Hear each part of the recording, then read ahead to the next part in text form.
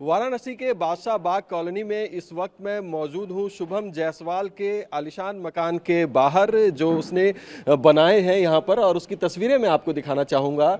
ये आप देख सकते हैं कि दुर्गावती निवास के नाम से ये C19/15 यहाँ पर ये मकान है। जायसवाल से इस पे लिखा हुआ है। इस वक्त शुभम जायसवाल और उसके पिता दोनों फरार बताए जा रहे हैं। पुलिस उनके लिए जगह जगह दबिश कर रही है और इस पूरे अवैध कप सिरप का जो एक ट्रेड चल रहा था, एक तस्करी चल रही थी अंतर्राज्यीय और यहाँ तक कि अंतर्राष्ट्रीय स्तर पर भी, उसके किंग पिन में शुभम जायसवाल को आरोपी माना जा रहा है, जिसकी तलाश लगातार यूपीएसटीएफ और पुलिस कर रही है। इस वक्त मैं इस मकान के सामने यहाँ पर मौजूद हूँ और जो तस्वीरें हम आपको दिखाएंगे ये एक बादशाह बाग कॉलोनी जो वाराणसी की एक पॉश लोकेलिटी है, वहाँ पर ये मकान है।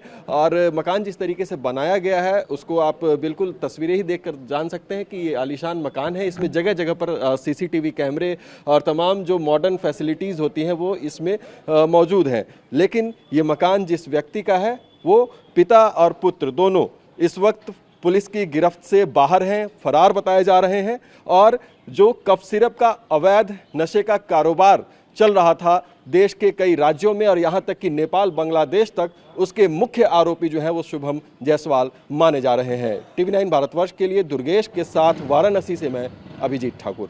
इस वक्त मैं वाराणसी के दवा मंडी में मौजूद हूं जो कि पूर्वांचल का सबसे बड़ा हब है मेडिसिन के ट्रेड के लिए। और वहां पर शुभम जायसवाल की एक मेडिसिन की दुकान होती थी, दवाइयों की दुकान होती थी, वृद्धि फर्मा करके, जो कि अभी भी मौजूद है। सामने हम आपको तस्वीरें दिखाते हैं। ये बोर्ड देखिए, न्यू वृद्धि फर्मा के नाम से ये होलसेलर मेडिसिन डीलर अपने आप को बताता था कि 61/115 ये दवाई की दुकान है जो कि सप्तगर दवा मंडी वाराणसी में स्थित है। और इस वक्त यहाँ इस पर ताला लगा हुआ है। ये दुकान जो है कुछ दिनों से बंद है। यहाँ के आसपास के लोगों से जब हमने बातचीत की तो जानकारी मिली कि जब से ये कफ सिरप वाला कांड खुलना शुरू हुआ तब से ये दुकान जो है बंद है, इस पर ताला लगा हुआ है।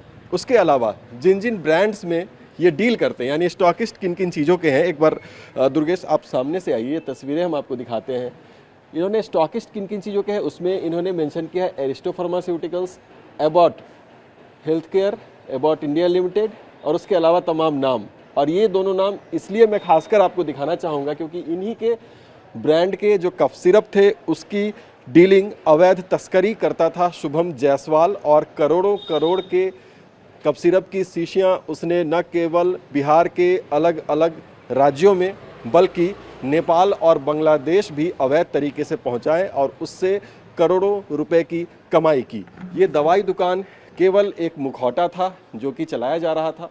हमने आसपास के लोगों से बातचीत की, उन्होंने बताया कि शुभम जायसवाल खुद इस दुकान पर 2 से 4 बार उन्हें दिखा होगा। 2 साल पहले ये नई दुकान खोली गई। इससे पहले दवा मंडी में ही पीछे एक पुरानी दुकान होती थी और यहाँ पर ज़्यादातर स्टाफ या फिर उसके पिता बैठते थे।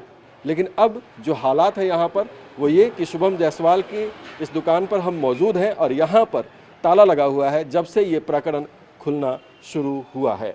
तो इस तरीके से दवा मंडी में बैठकर, जो कि दवाइयों के कारोबार का पूरा हब है, वहाँ पर 125 से ज़्यादा फर्म को उसने दवाइयाँ बेची और वो भी सिर्फ कागज़ों पर, असल में नहीं। और वहाँ से सप्लाई होती थी अवैध तरीके से, कहाँ, ट्रकों में भरकर नशे के काम के लिए अलग अलग राज्यों में और यहाँ तक कि नेपाल और बांग्लादेश तक। TV9 भारतवर्ष के लिए दुर्गेश के साथ वाराणसी से मैं अभिजीत ठाकुर।